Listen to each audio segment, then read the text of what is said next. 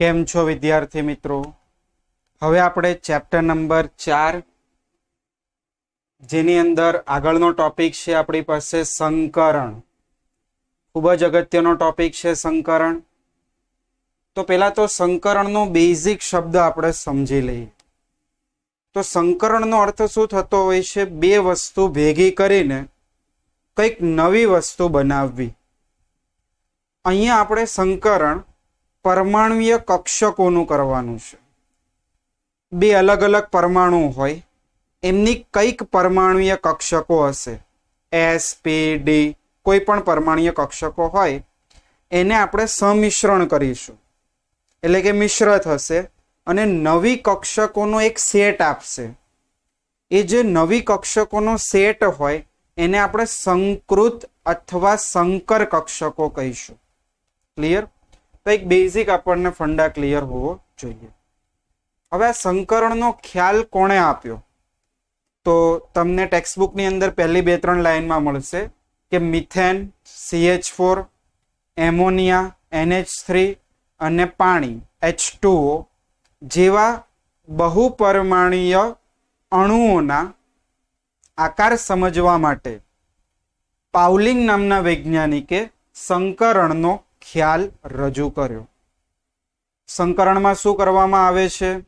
તો પરમાણુય કક્ષકોનું સંમિશ્રણ કરીને સમતુલ્ય ઉર્જા ધરાવતી કક્ષકોનો સેટ બનાવવામાં આવે છે અને આ જે કક્ષકોનો સેટ આપણને મળે તેને આપણે સંકર અથવા સંકૃત કક્ષકો કહીએ છીએ. તો એની વ્યાખ્યા પહેલા આપણે સમજીએ કે સંકરણ કોને કહેવાય. તો જો વ્યાખ્યા લખીએ છીએ, લગભગ સમાન ઉર્જા ધરાવતી પરમાણુય કક્ષકો એકબીજા સાથે સમિશ્રણ પામીને નવી સમતુલ્ય ઉર્જા અને સમાન આકાર ધરાવતી કક્ષકોનો સેટ બનાવે છે. જે નવી કક્ષકો ઉત્પન્ન થઈ એનું નામ લખીએ છીએ. ઉત્પન્ન થતી નવી કક્ષકોને સંકર અથવા સંકૃત કક્ષકો કહે છે. અને આ ઘટનાને શું આપણે કહીએ છીએ? સંકરણ. આ જે આખી પ્રોસેસ હોય એને આપણે કહીએ છીએ સંકરણ કહે છે. આ એની વ્યાખ્યા આપી તમને. ફરીથી વ્યાખ્યા કે સંકરણ ક્યારે થાય? તો સંકરણ કરવા માટે જે પરમાણુય કક્ષકો હોય એમની વચ્ચેનો ઉર્જાનો તફાવત ખૂબ જ ઓછો હોવો જોઈએ. એટલે મેં અહીં લખ્યું લગભગ સમાન ઉર્જા ધરાવતી પરમાણુય કક્ષકો એકબીજા સાથે સમિશ્રણ પામીને નવી સમતુલ્ય ઉર્જા ધરાવતી અને સમાન આકાર ધરાવતી કક્ષકો ઉત્પન્ન કરે છે. ઉત્પન્ન થતી કક્ષકોને આપણે શું કહીએ છીએ? સંકર અથવા સંકૃત કક્ષકો કહીએ છીએ. અને આ ઘટનાને સંકરણ કહેવામાં આવે છે. હવે હું અહીંયા તમને બેઝિક 3 સંકરણો વિશે પહેલા સમજાવું છું. પછી સંકરણની કેટલીક ખાસિયતો છે અને પછી સંકરણ કરવા માટે કેટલીક જરૂરી શરતો છે એ બંને પણ આપણે સમજીએ છીએ. તો પહેલા આપણે 3 પ્રકારના સંકરણો અહીંયા સમજી લઈએ. પહેલું SP સંકરણ. જો આ S અને આ P એ પરમાણુય કક્ષકો છે. S ની ઉપર કઈ નહીં એટલે 1, P ની ઉપર કઈ નહીં એટલે 1. SP સંકરણનો અર્થ શું થશે? એક S કક્ષક અને બીજી P કક્ષક.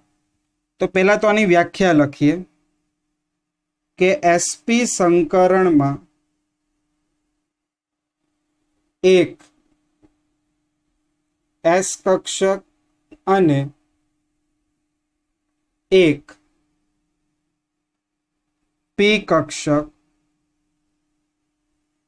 સમિશ્રણ પામીને, હવે જો સંકરણમાં જેટલી કક્ષકો ભાગ લે તેટલી જ નવી કક્ષકો ઉત્પન્ન થશે.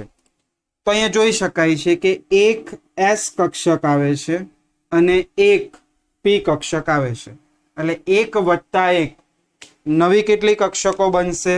2. તો સમિશ્રણ પામીને નવી 2 sp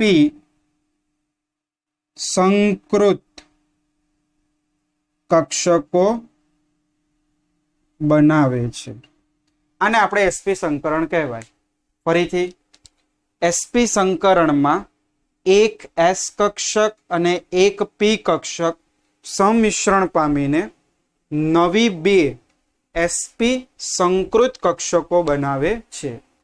આ જે નવી 2 sp સંકૃત કક્ષકો બનશે તેની ઉર્જા અને તેનો આકાર કેવો હોય છે?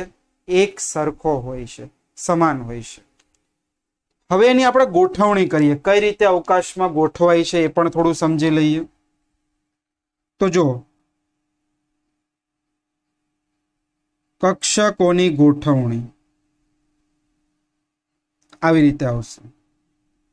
એક આપણે s કક્ષક લેવાની છે, એટલે આવી રીતે મેં x y અને z, અહીંયા મેં એક s કક્ષક એટલે ગોળાકાર આવશે, આ s કક્ષક પ્લસ બીજું તમારે શું લેવાનું છે? એક p કક્ષક.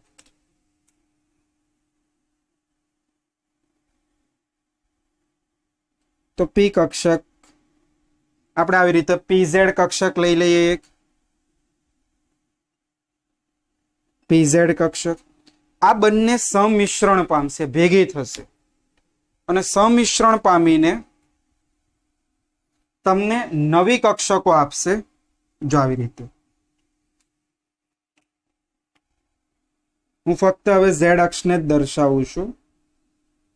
આવી રીતે નવી કક્ષકો બનશે અને આની અંદર નાની નાની 2 કક્ષકો આવી રીતે, આ માઇનસ અને આ પ્લસ અને આ પ્લસ. બરાબર, આ જે કક્ષકો બની એને આપણે શું કહીશું? sp સંકૃત કક્ષકો. અને sp સંકૃત કક્ષકો રેખીય આકારમાં ગોઠવાયેલી હોય છે.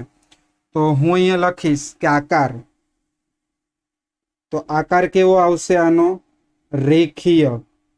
અને આકાર જ્યારે રેખીય હોય તો આ બંધ કોણ હોય, આ કક્ષકોનો જે બંધ કોણ હોય એ બંધ કોણ કેટલો હોય? તો બંધ કોણ અહીંયા આવશે 180 ડિગ્રી. આકાર રેખીય. નીચે લખી આપું છું બંધ કોણ. બંધ કોણ કેટલો આવશે? 180 ડિગ્રી.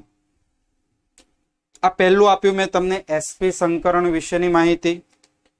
હવે જો sp સંકરણમાં બંને એક એક કક્ષક ભેગે થાય છે, તો જે sp સંકર કક્ષકો હશે એમાં s ની ટકાવારી કેટલી અને p ની ટકાવારી કેટલી એ પણ એક અગત્યનો પોઈન્ટ છે.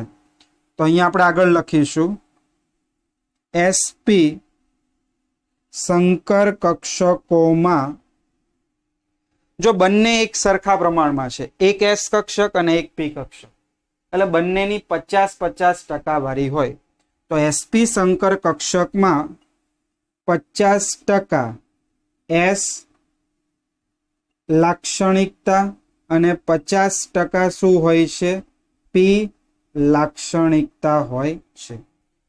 તો આ આપણે સમજ્યા sp સંકરણ વિશે. ક્લિયર? એટલું બેઝિક આપણને ખ્યાલ હોવો જોઈએ. sp સંકૃત કક્ષકો અહીંયા દર્શાવી આપણે, બરોબર, અને આ રીતે આપણે એને સમજવાનું છે. હવે આપણે વાત કરીએ બીજું સંકરણ sp2 આના જેવું સેમ આવશે, માઇનોર ચેન્જીસ હશે ખાલી, sp2 સંકરણ. તો જો sp2 સંકરણ કોને કહેવાય? sp2 અહીંયા p1 હતું ત્યાં શું થઈ ગયું? p2. આની આ જ વ્યાખ્યા, પણ p કક્ષકો એકની જગ્યાએ હવે કેટલી લેવાની? 2 લેવાની. એટલે વ્યાખ્યા આની આ જ આવશે, sp2 સંકરણમાં એક s કક્ષક અને 2, જો p ની ઉપર 2 છે એટલે અહીંયા આપણે શું લેવું પડે? p કેટલી લેવી પડે? 2 કક્ષકો. અને 2 p કક્ષકો સમિશ્રણ પામીને નવી, ચલો નવી કેટલી કક્ષકો બનશે? તો મેં તમને કીધું જેટલી કક્ષકો સંકરણમાં ભાગ લે તો એક s કક્ષક છે અને 2 p કક્ષક છે, એટલે 1 + 2 કરશો એટલે નવી 3 sp2 સંકૃત કક્ષકો બનાવે છે. આની વ્યાખ્યા કીધી. હવે આપણે કક્ષકોની ગોઠવણી કઈ રીતની હોય છે એ સમજી લઈએ. કક્ષકોની ગોઠવણી, તો કક્ષકોની ગોઠવણીની અંદર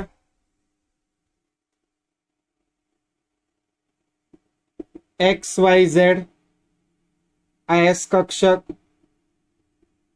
પ્લસ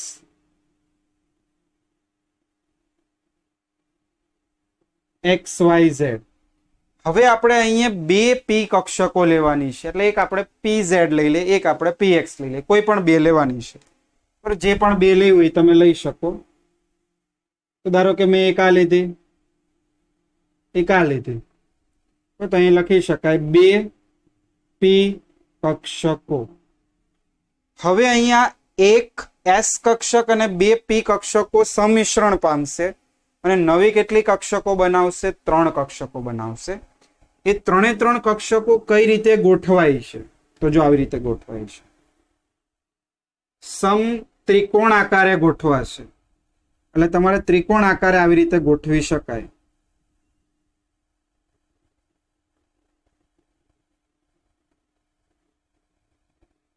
આવી રીતે આ બધા પ્લસ લોબ છે અને આની બાજુમાં જે બનશે એ બધા માઇનસ.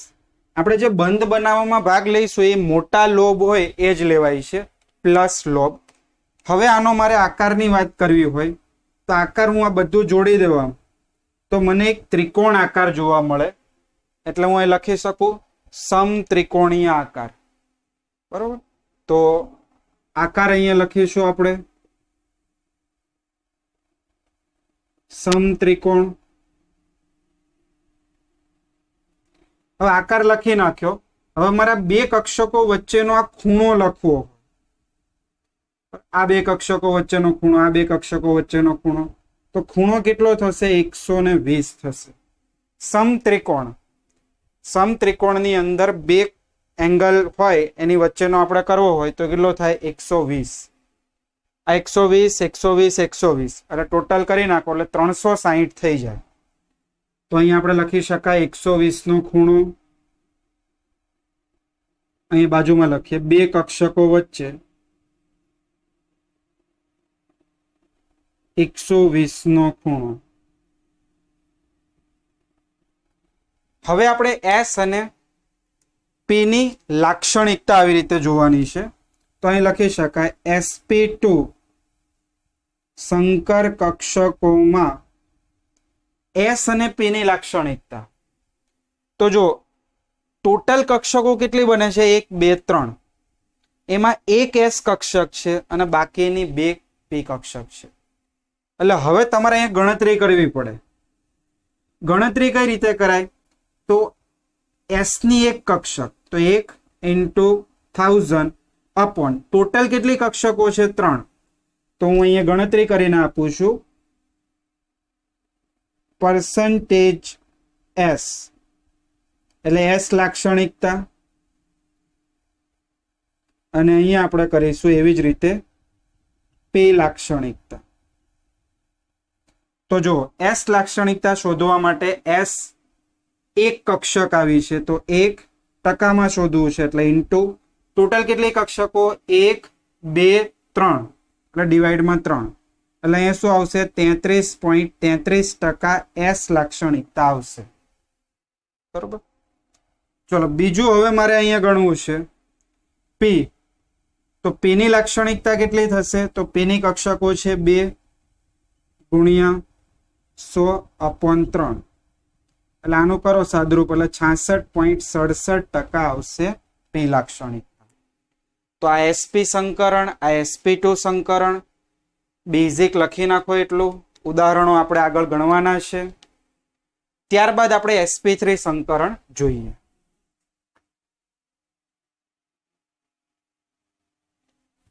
જો ત્યારબાદ ત્રીજું સંકરણ આપણે ભણીએ છીએ sp3. તો sp3 સંકરણની વ્યાખ્યા અહીંયાથી આપણે લખી શકાય સેમ. sp3 સંકરણમાં s ની ઉપર એક જ છે એટલે એક s કક્ષક અને 3 p કક્ષક સમિશ્રણ પામી નવી કેટલી કક્ષકો બનાવશે એટલે 1 અને 3 4. તો 4 નવી sp3 સંકૃત કક્ષકો બનાવે છે. બરોબર. તો વ્યાખ્યા પતી ગઈ. હવે આપણે કક્ષકોની ગોઠવણી બતાવી દઈએ. કયો આકાર મળે એ પણ ખ્યાલ આવી જાય. કક્ષકોની ગોઠવણી. તો જો એક એસ કક્ષક લેવાની છે.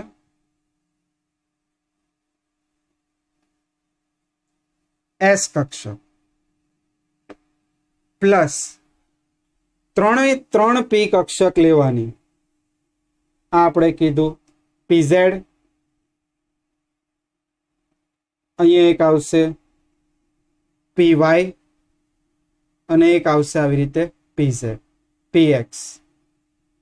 3 પી કક્ષક આ બધી સમિશ્રણ પામશે એટલે નવી કેટલી 4 કક્ષકો બનશે. આ 4 કક્ષકો કયા આકારમાં ગોઠવાય છે? સમચતુષ્ફલકીય આકાર.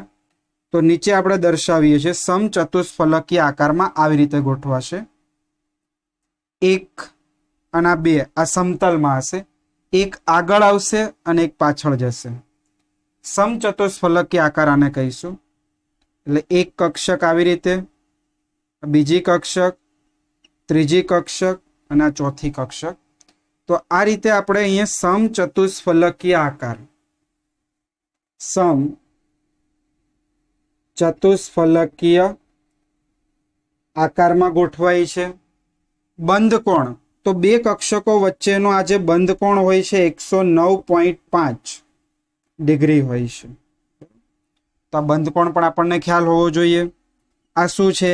sp3 સંકૃત કક્ષકો છે. કયા આકારમાં ગોઠવણી છે? સમચતુષ્ફલકીય આકાર.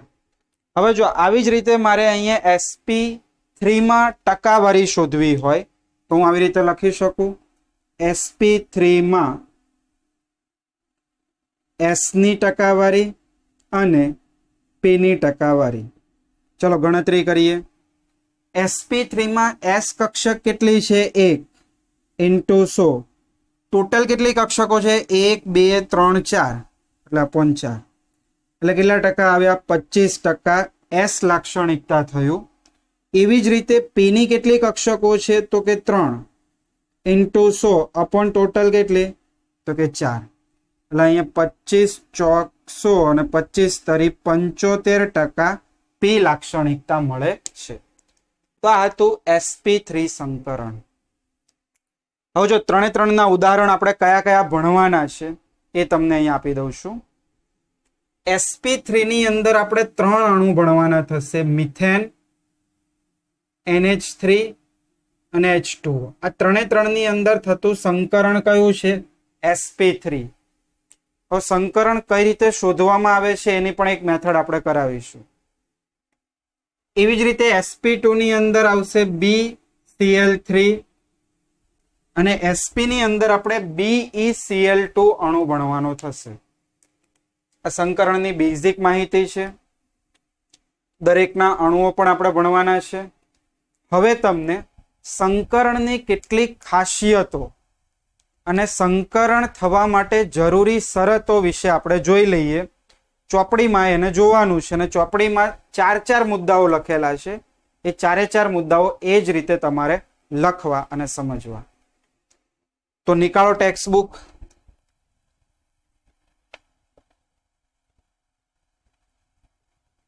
પેજ નંબર 116 પર સંકરણની વિશિષ્ટ ખાસિયતો. તો સંકરણની મુખ્ય ખાસિયતો નીચે પ્રમાણે છે. પહેલું આપણે કીધું કે જેટલી કક્ષકો સંકરણમાં ભાગ લેશે તેટલી જ નવી કક્ષકો બનશે.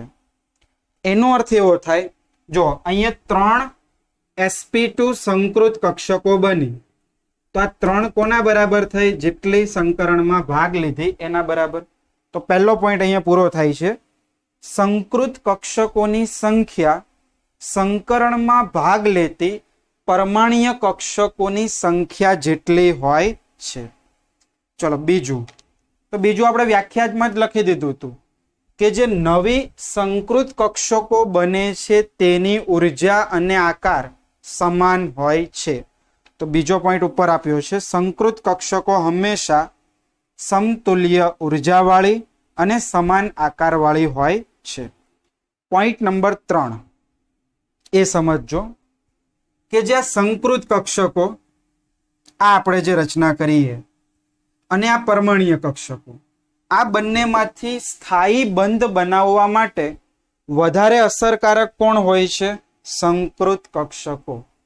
તો હવે આપણે લઈએ આખો પોઈન્ટ બોલીએ છીએ કે શુદ્ધ પરમાણ્વીય કક્ષકો કરતા સંકૃત કક્ષકો સ્થાયી બંધ બનાવવા માટે વધુ અસરકારક હોય છે. તો ત્રીજો પોઈન્ટ પણ અહીંયા પૂરો થાય છે.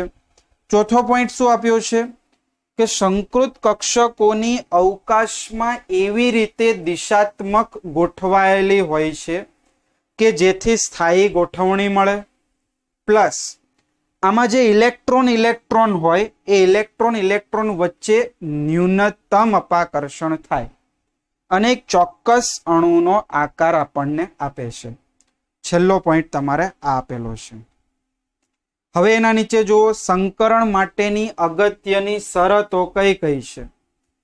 તો વ્યાખ્યામાં જ મેં તમને પહેલું આપ્યું હતું કે લગભગ સમાન ઉર્જા ધરાવતી કક્ષકો જ સંકરણમાં ભાગ લઈ શકે છે.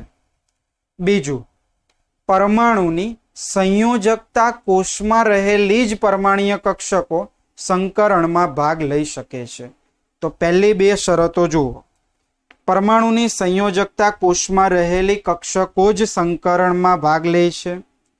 સંકરણ અનુભવતી કક્ષકોને લગભગ સમાન ઉર્જા હોવી જોઈએ. પોઈન્ટ નંબર 3 શું કહે છે? તો સંકરણની પહેલા ઇલેક્ટ્રોનની બઢતી થવી એ જરૂરી શરત નથી. હવે આ વસ્તુ અહીંયા સમજાવું છું. એક ઉદાહરણ લઈને આપણે એક બેરેલિયમ ક્લોરાઇડ ભણવાનું થશે, BeCl2, જેની અંદર બેરેલિયમ પરમાણુનું સંકરણ કયું થાય છે? sp. એટલે બેરેલિયમની ઇલેક્ટ્રોન રચના આવી થાય 1s2 2s2. હવે બેરેલિયમમાં શું થાય છે? બેરેલિયમની 2 સંયોજકતા છે, એટલે 2s અને આની પછી આવે 2p. એટલે 2s નો એક ઇલેક્ટ્રોન આગળ ઉમેરાય છે ઉત્તેજિત અવસ્થામાં. એટલે જો આવું થાય 1s2 2s1 અને 2p1. 2s નો એક ઇલેક્ટ્રોન શું થયો? આગળ બઢતી પામ્યો. બરોબર, 2s માંથી 2p માં ગયો, એને કહીએ છીએ આપણે બઢતી પામવું. બઢતી એટલે પ્રમોશન થવું, ઉપર જવું. તો સંકરણ પહેલા પરમાણુમાં ઇલેક્ટ્રોનની બઢતી એ દરેકની અંદર થવું એવું જરૂરી નથી. અમુક ઉદાહરણોમાં થશે, અમુકમાં નહીં પણ થાય. એટલે તમને કીધું છે ત્યાં કે સંકરણ અગાઉ ઇલેક્ટ્રોનની બઢતી અનિવાર્ય શરત નથી. છેલ્લો પોઈન્ટ, સંકરણમાં ફક્ત અર્ધપૂર્ણ કક્ષકો જ ભાગ લે તેવું પણ જરૂરી નથી. કેટલીક બાબતોમાં સંપૂર્ણ કોષ ભરાયેલી હોય તેવી કક્ષકો પણ સંકરણમાં ભાગ લે છે. તો બસ એટલું. હવે નેક્સ્ટ લેક્ચરમાં આપણે BeCl2, પછી તમને BCl3 અને પાછળ આપેલા દરેકે દરેક ઉદાહરણ અને એના પછીના 119 નંબરના પેજ ઉપર જેટલા પણ સંકરણના ઉદાહરણો છે એ દરેકે દરેક ઉદાહરણો નેક્સ્ટ લેક્ચરમાં ભણવાના થશે. એટલે આજના પિરિયડમાં ચલાવેલું જે પણ સંકરણનું બેઝિક માહિતી છે એ દરેકે લખીને તૈયાર કરવી.